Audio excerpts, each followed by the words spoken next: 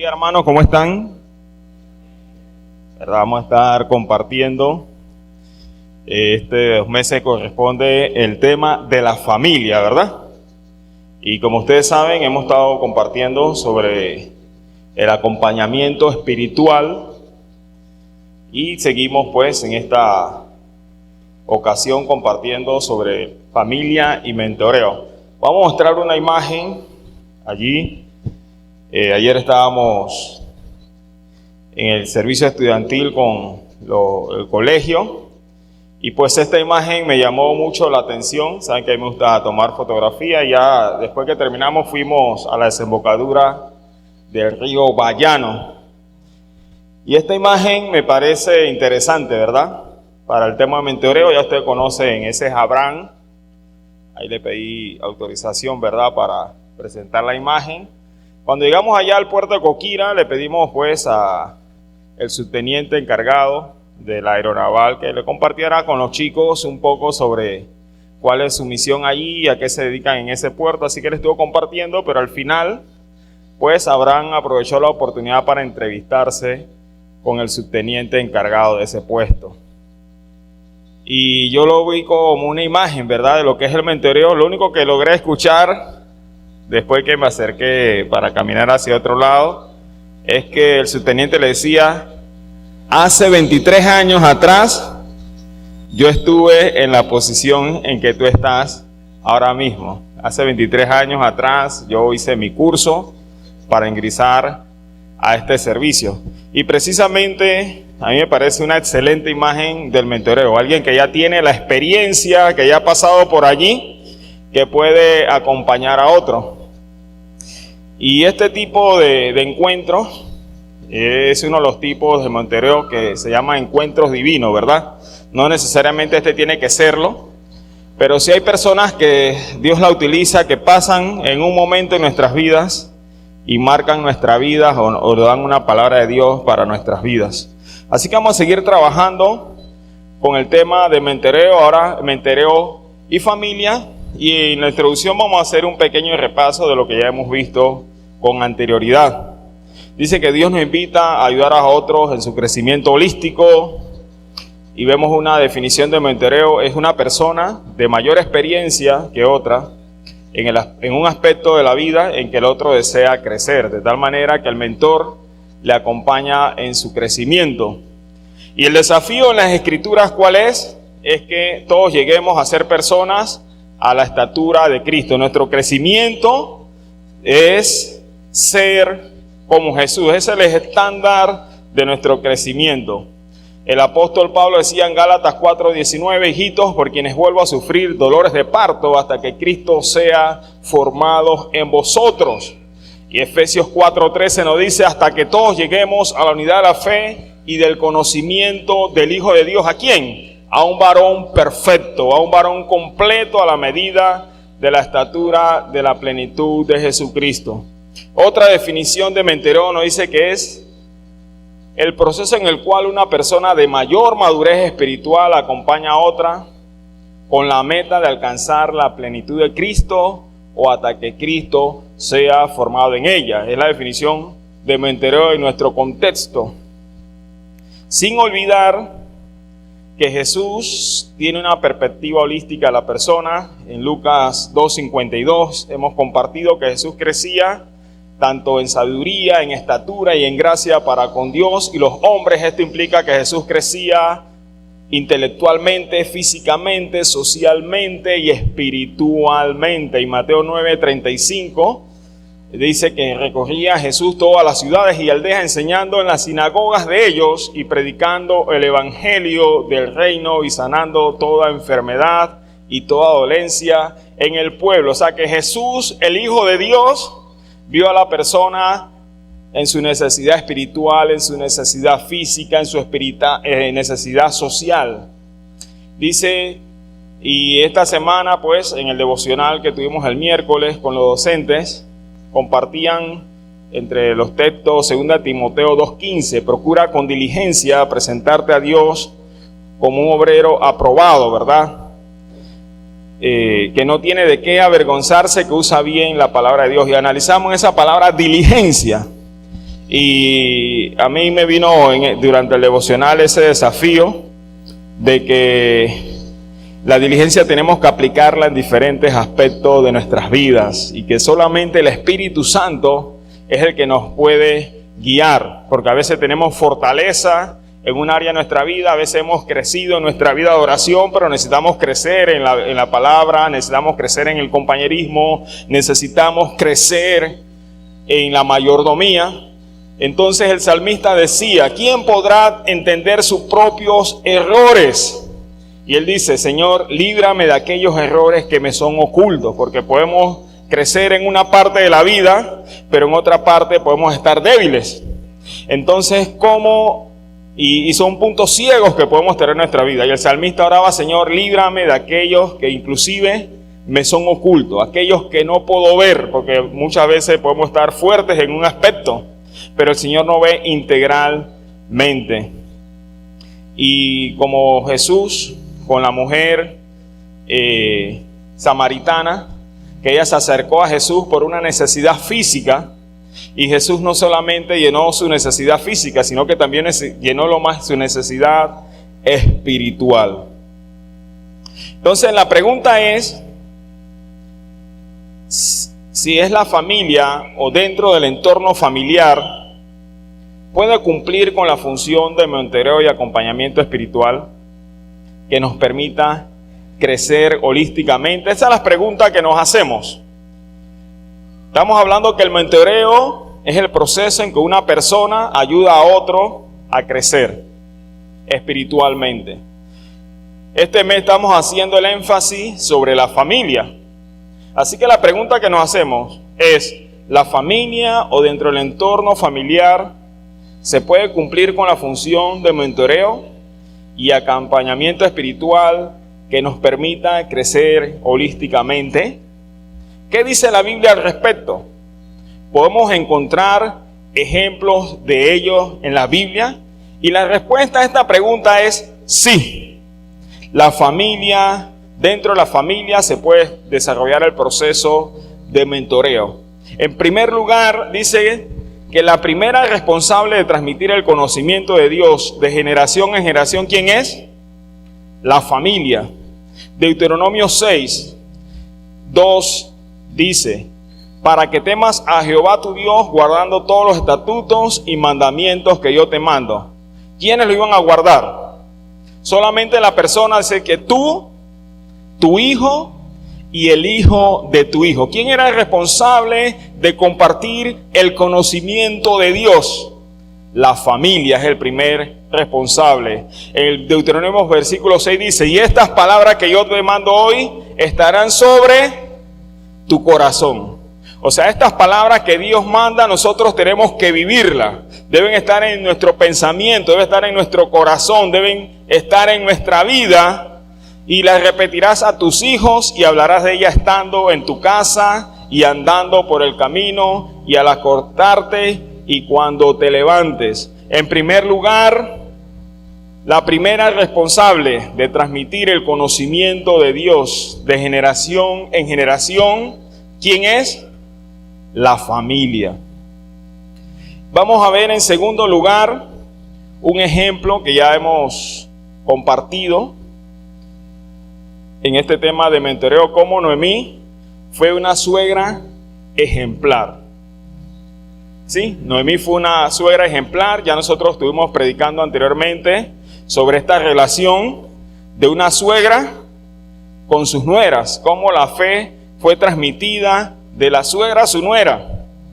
Y dice el libro de Ruth, capítulo 1, versículo 14, ellas alzaron otra vez su voz y lloraron, y Orfa besó a su suegra, mas Ruth se quedó con ella, y Noemí dijo, he aquí tu cuñada se ha vuelto a su pueblo y a sus dioses, vuélvete tú tras ella. Versículo 16 continúa diciendo, respondió Ruth, no me ruegues que te deje y me aparte de ti, por donde quiera que tú fueres, iré yo, y donde quiera que vivieres, viviré yo. Tu pueblo será mi pueblo y tu Dios mi Dios. Donde tú murieres, ¿qué dice? Moriré yo. y allí seré sepultada. Así me haga Jehová y aún me añada, que solo la muerte hará separación entre nosotras dos. Y viendo Noemí que estaba tan resuelta a ir con ella, no dijo más. O sea, el testimonio de una suegra afectó la vida de Ruth de tal manera que ella dice: tu pueblo será mi pueblo y tu Dios será mi Dios. La fe se puede transmitir de una suegra a una nuera, y sabemos que ha pasado muchas veces. Ahora vamos a tener dos casos nuevos de dos suegros, ¿verdad? Uno va a ser, porque ya la historia de Ruth y Noemí nosotros hemos compartido sobre ella. Ahora vamos a tener dos personajes nuevos, dos suegros nuevos van a entrar en escena. ¿Quiénes son esos suegros? Uno va a ser un contraejemplo, ¿verdad? Que es Labán. Y el otro, ya el pastor estuvo predicando, ¿verdad?, la semana pasada sobre el otro suegro. Entonces vamos a nuestro tercer punto. Y dice: Labán, un suegro a evitar. Dice que Labán,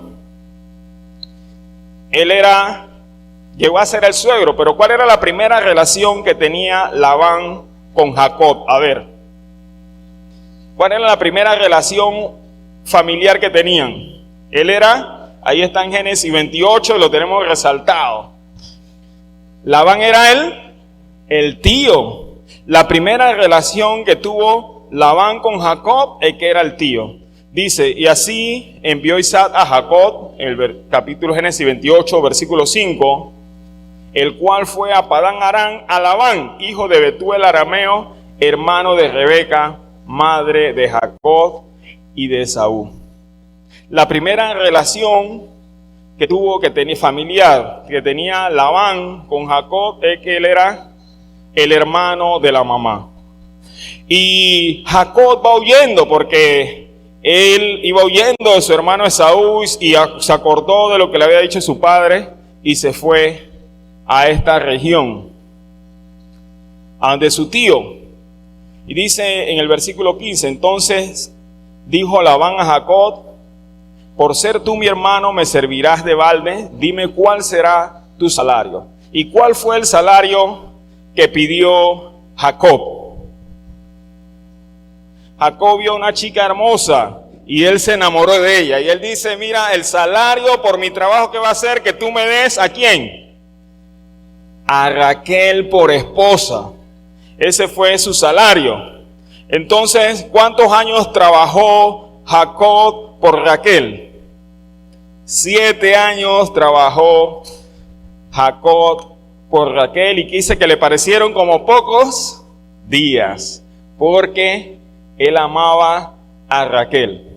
Entonces Jacob venía huyendo del enojo de su hermano y va a buscar refugio donde su tío, y encuentra una chica que le robó el corazón a Jacob, la bella Raquel, al punto que él trabajó 7 años y le parecieron como que fueran como días, porque él estaba enamorado de Raquel.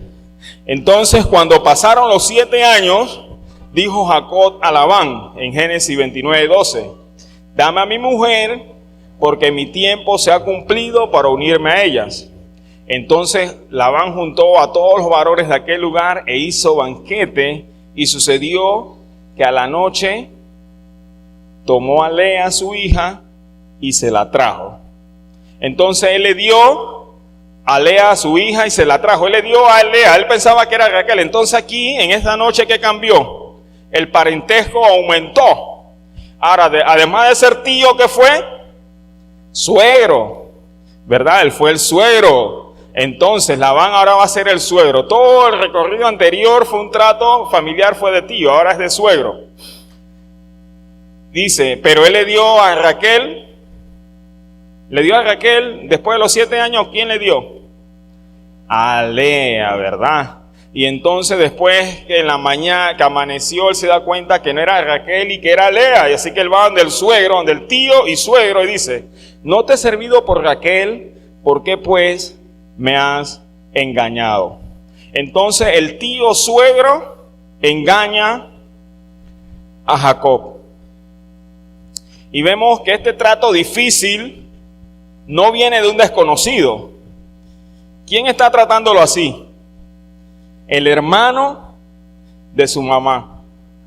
Lo está engañando, está utilizando a sus primas como moneda de cambio, o sea que su tío lo está engañando.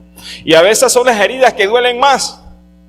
Esas heridas que vienen de la propia familia, ¿no? Si un extraño te golpea, bueno, tú no tienes ningún compromiso con esa persona y tú te vas, pero si es tu familia, ¿cómo haces? Estamos llamados a convivir con ella. Entonces, él estaba llamado a convivir con el tío. Y ahora encima de eso iba a ser el suegro y seguía siendo un engañador. Y seguimos en esta relación entre Jacob y su tío y suegro Labán. ¿Y qué sucedió? Bueno, después de estos 7 años dice, bueno, no te preocupes, quédate con Raquel cuando pase esta semana y ya tú sigues con las dos. ¿Pero qué es? ¿Cuál es el cambio? Tienes que trabajarme ¿cuánto?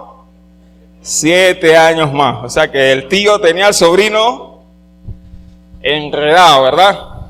Y nosotros sabemos que hay tíos que han llevado a los sobrinos a la enfermedad porque lo han utilizado y no le han cumplido su promesa. En Génesis 30, 35 ya, 30, 25 ya Jacob quiere regresar y dice, aconteció cuando Raquel hubo dado a luz a José, que Jacob dijo a Labán, envíame e iré a mi lugar y a mi tierra. Jacob quería regresar, pero ¿qué le dice Labán? No, hombre, quédate un poco más, quédate más tiempo.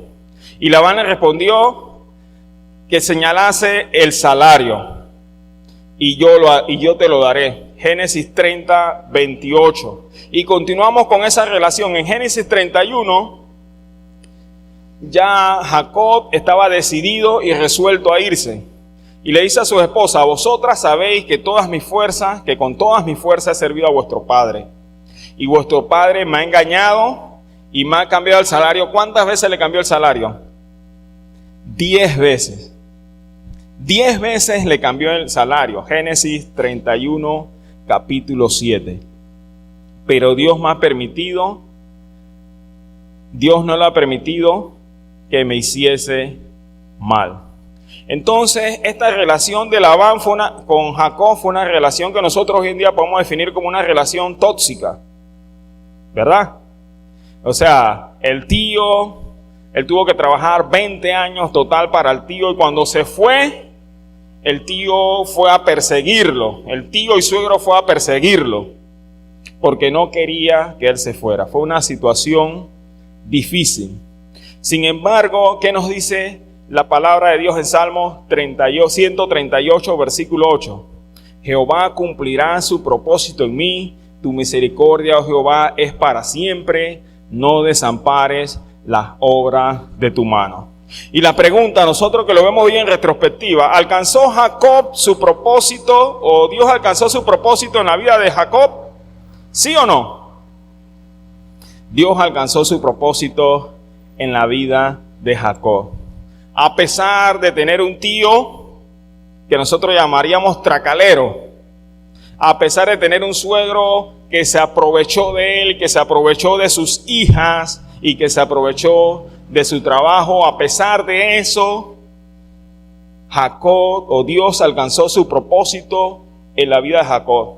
Porque el Señor dice en su palabra, Jehová cumplirá su propósito en mí. Salmos 27:10 dice, aunque mi padre y mi madre me dejaran, con todo Jehová me recogerá. O sea que nosotros la familia es la primera responsable de compartir el conocimiento de Dios. Pero Labán se estaba convirtiendo en ¿qué cosa? En un obstáculo para que Dios alcanzase su propósito en la vida de Jacob. Sin embargo, a pesar de la familia con la que le tocó vivir y lidiar a Jacob, Dios alcanzó su propósito para la vida de Jacob. Entonces nosotros no podemos tener la familia como una excusa y decir, si yo hubiese nacido en tal familia, yo hubiese alcanzado el propósito de Dios. Si mi padre no hubiese hecho tal cosa, yo hubiese alcanzado el propósito de Dios. Si mi madre no hubiera hecho eso, si mi hermano, si mi primo. No, aquí la palabra de Dios nos muestra un tío que en vez de ser una bendición fue un obstáculo. Sin embargo, a pesar de ese tío Labán, a pesar de ese suegro Labán, Dios alcanzó su propósito en la vida de Jacob. Inclusive a pesar del mismo Jacob. A pesar de que Jacob también era un engañador. Y cuando nosotros nos ponemos a analizar la historia, Jacob era hermano ¿de quién? De Esaú, muy bien. ¿Y el suegro, cómo se llamaba el suegro de Jacob? Labán, muy bien. ¿Y la hermana de Labán cómo se llamaba? Rebeca. ¿Y Rebeca era la mamá de quién? De Jacob y Esaú. Y entonces Jacob engañó ¿a quién? A Esaú, y engañó a su papá. ¿Y quién lo ayudó en ese engaño? Rebeca lo ayudó en ese engaño. Entonces yo creo que el tema venía por la familia de Betuel. O sea que Rebeca era hermana ¿de quién? De Labán. Y entonces Labán era un engañador, pero la hermana tampoco se quedó atrás. La hermana era una engañadora. ¿Quién fue la que le dio la confianza a Jacob para que engañase a su padre y a su hermano? Rebeca, la hermana de Labán. Entonces hay veces situaciones familiares que se van acarreando, que se aprenden sin querer y que se reflejan después, y uno en retrospectiva no puede sacar conclusión como que en esa familia el engaño era el pan nuestro de cada día. Pero a pesar de eso, a pesar de cómo sea nuestra familia, Dios puede alcanzar su propósito en nuestra vida. No tenemos excusas. Dios tiene toda la capacidad de alcanzar su propósito en nuestras vidas, a pesar de Labán, a pesar de Rebeca. Que Labán era como un engañador. Le cambió el salario 10 veces a Jacob, pero la mano de Dios siempre estuvo con Jacob. Y nuestro siguiente suegro, ya el pastor compartió la semana pasada sobre el siguiente suegro. ¿Cuál es el nombre del suegro? ¿Quién fue el suegro de Moisés? A ver. Jetro fue el suegro de Moisés. Y decimos que Jetro es un suegro a imitar. Dice que él era un sacerdote de Madián, Éxodo capítulo 2, y tenía 7 hijas, las cuales solían ir a sacar agua para llenar los abrevaderos y dar de beber a las ovejas de su padre. Éxodo capítulo 2. Y la pregunta es, ¿qué tipo de sacerdote era Jetro? Dice que los madianitas eran politeístas, o sea que tenían diferentes dioses. Pero la semana pasada el pastor nos compartió en Éxodo 18 de que Jetro, pues, si no tenía la fe en Dios, a través de su relación con Moisés, Jetro pudo conocer a Dios. Dice que ahora sé que el Señor es más grande que todos los dioses. Éxodo 18:11. Y él dice que adoró a Dios. Entonces, Jetro era un sacerdote de Madián y no se especifica a qué deidad él servía. Y lo que encontramos es que eran politeístas. Sin embargo, a través de la relación con Moisés, él pudo conocer al único y verdadero Dios. Entonces, en contraste con Labán, Moisés era un total desconocido para Jetro. ¿Sí? Labán era el tío de Jacob. Sin embargo, en la Biblia no aparece ningún otro acercamiento entre Moisés y Jetro. Y Moisés venía de una situación difícil, él venía huyendo, él venía escapando. Y él podía ser vulnerable. Tenemos otros personajes bíblicos que cuando los hermanos lo rehusaron, creo que es Jefté, si no me equivoco, no. Él se fue a refugiar con maleantes y se convirtió en un malhechor. Y esto mismo pudo haberle pasado a Moisés. Moisés iba huyendo de los egipcios, pero se encontró con un mentor. Se encontró con un Yetro que fue un instrumento de Dios para ministrar la vida de un Moisés que venía golpeado, de un Moisés que venía huyendo, de un Moisés que era impulsivo. Imagínense que él vio a un egipcio golpeando a un hebreo. ¿Y qué hizo? Él de una vez intervino. ¿Y cuál fue la solución de él? Se le pasó el volumen, ¿verdad? Se le fue la intensidad y lo mató, lo asesinó. O sea, era una persona impulsiva y luego salió por temor. Entonces imagínense este personaje y llega a las tierras de Jetro. Y Jetro dice que le dio un lugar donde vivir, le dio una esposa y le dio una familia. Éxodo capítulo 2, 21 y 22. Moisés convino en quedarse a vivir en la casa de aquel hombre, quien le dio por esposa a su hija Séfora. Y ella tuvo un hijo, el cual Moisés llamó Gerson. Entonces Jetro le dio donde vivir, le dio una esposa y pudo construir una familia. Miren qué diferencia con Labán, qué contraste. Y no era familia, que me imagino que era lo que más le dolía a Jacob, a veces lo que más nos duele a nosotros. ¿Cómo mi hermano me va a hacer eso? ¿Cómo mi cuñado va a hacer eso? Y son heridas que a uno le quedan muchas veces. Sin embargo, hay personas que, en este caso, Jetro y Moisés no se conocían, pero Jetro fue un mentor para Moisés. Dice que Jetro le dio trabajo y bajo su acompañamiento tuvo un encuentro con Dios. Dice un día, Éxodo capítulo 3, un día Moisés estaba cuidando el rebaño de Jetro, su suegro, y era sacerdote de Madián, y llevó las ovejas hasta el extremo del desierto, hasta llegar a Horeb, la montaña de Dios. Estando allí, él vio que había una zarza ardiente, Moisés, y no se consumía, así que pensó, ¡qué increíble! Voy a ver por qué no se consume la zarza. O sea que Moisés era una persona inquieta. Él no se podía quedar quieto ante los acontecimientos que pasaban a su alrededor. Había una zarza que está ardiendo y no se consume, voy allá. Pero ¿en qué terrenos estaba él? En los terrenos de Jetro. O sea que la propiedad de Jetro fue un escenario que le permitió a Moisés conocer a Dios. Qué bendición, Jetro, para Moisés.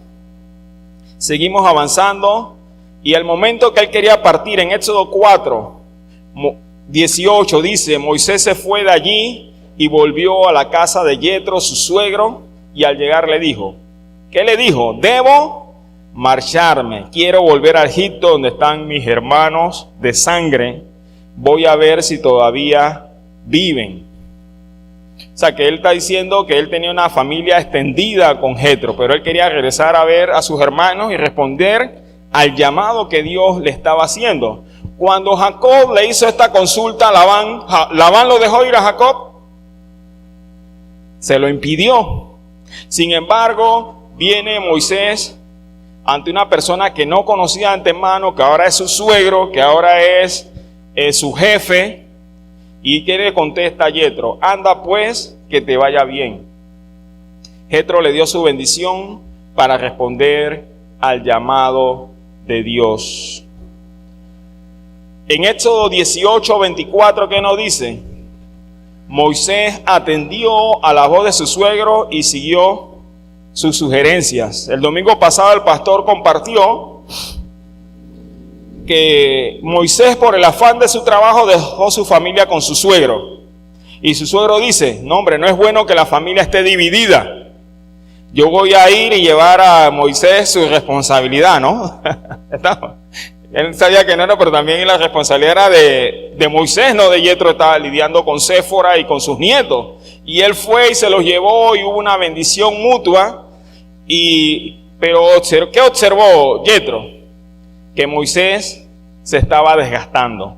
Y acá en el versículo 24 encontramos ya el resultado. Moisés atendió a la voz de su suegro. Jetro le dio consejo para el cumplimiento del propósito de Dios, porque si no, iba a desfallecer él, iba a desfallecer ¿quién? El pueblo. La misión iba a ir al fracaso.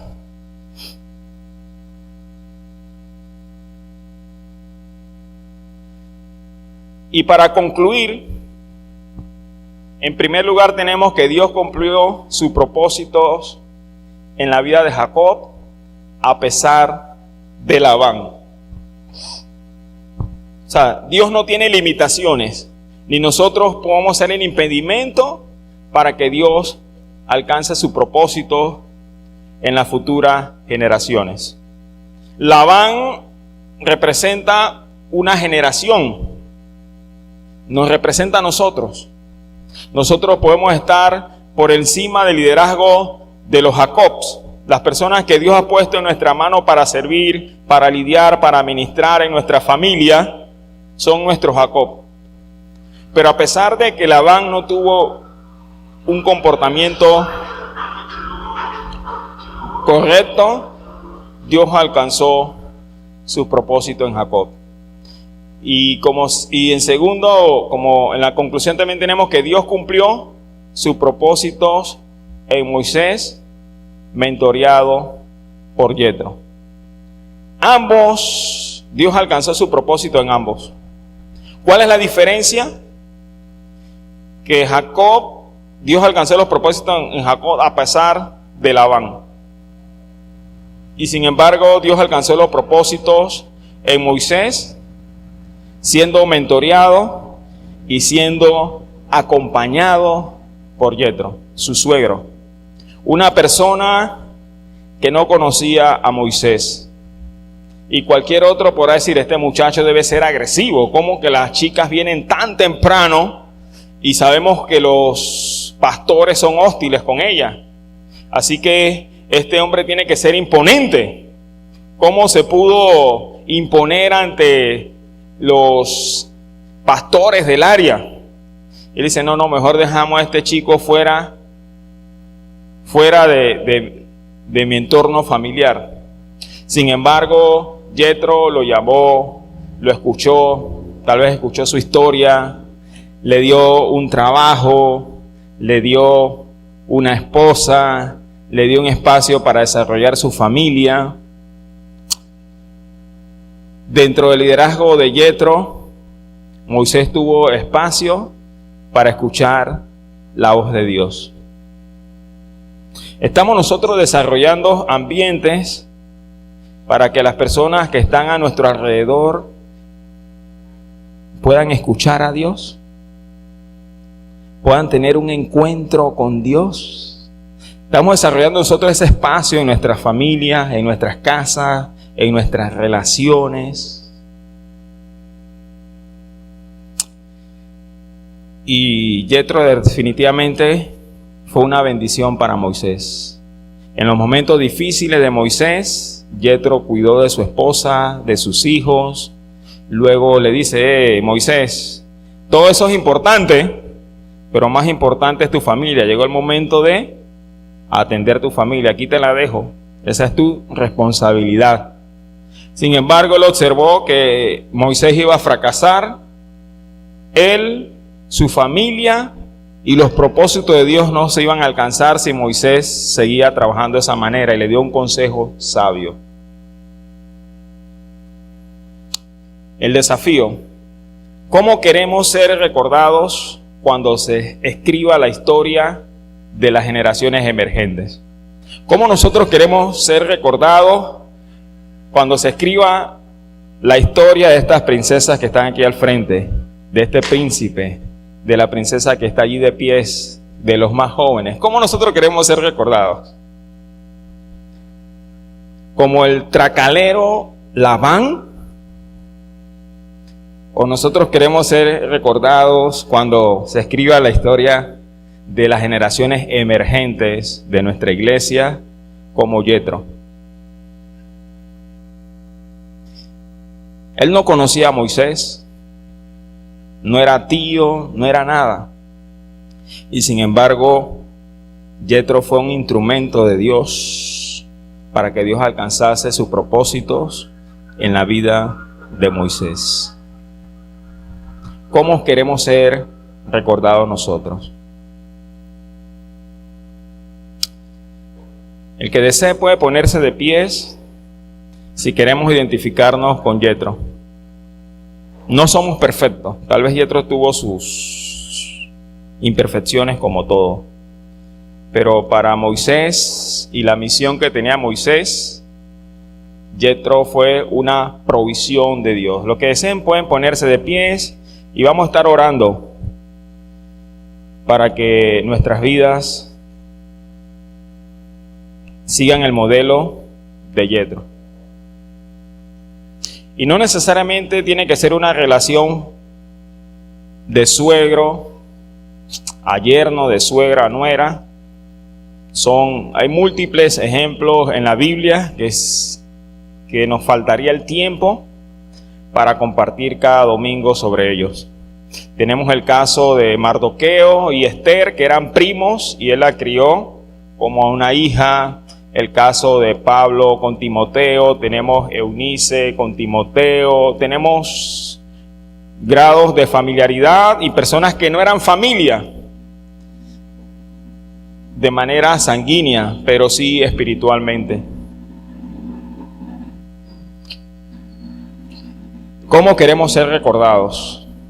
Igual Dios alcanzó sus propósitos en la vida de Jacob a pesar de Labán. Y Dios alcanzó sus propósitos en la vida de Moisés con el apoyo y el acompañamiento de Yetro. Dios no tiene limitaciones. Vamos a estar orando. Señor Jesús, en esta mañana te agradecemos porque tu palabra es viva y eficaz y nos modelas que a veces las familias, para Jacob tal vez no fue el mejor modelo, tal vez no fue el mejor apoyo, pero tú formaste su carácter a través de las dificultades y a pesar de que no tuvo un apoyo en ese momento de su tío o de su suegro. De igual forma, Señor, vemos modelos como el de Yetro, que sin conocer a Moisés le proveyó un espacio para que él creciera, para que él se desarrollara, para que él tuviese un encuentro contigo, Señor. Permítenos ser como Yetro, que podamos ser y acompañar espiritualmente a las generaciones emergentes, a los nuevos creyentes, a las diferentes personas. También, Señor Jesús, tu palabra nos expone que no tenemos excusa para que tú alcances tus propósitos en nuestras vidas. No hay excusa. De qué hogar vengamos, de qué cicatrices tengamos en nuestras vidas, dice tu palabra, Jehová cumplirá su propósito en mí. Jehová no va a desamparar la obra de sus manos. Dice tu palabra que aunque mi padre y mi madre me dejaren, con todo y eso Jehová me recogerá. Señor, te damos gracias porque tu palabra es viva y eficaz. Te pedimos en esta mañana que tú ministres cada corazón, Señor, de los niños, de los adolescentes, de los adultos. Si hay heridas causadas por algún Labán, Señor, que tú nos permitas curar esa herida, Señor.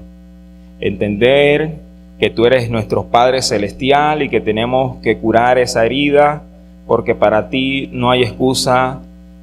De nuestro contexto familiar no es una excusa, nuestro entorno no es una excusa para alcanzar tus propósitos, Señor. Permítenos encontrar esa sanidad en ti, Señor. Permítenos encontrar esa sanidad en el cuerpo de Cristo. Y permítenos tener ese deseo de crecer y alcanzar y tu gloria. Alcanzar los propósitos para ti, oh Señor. Que podamos ser instrumentos útiles en tus manos. Te agradecemos, Señor, y en Cristo Jesús oramos. Amén y amén. Que el Señor les bendiga, hermanos.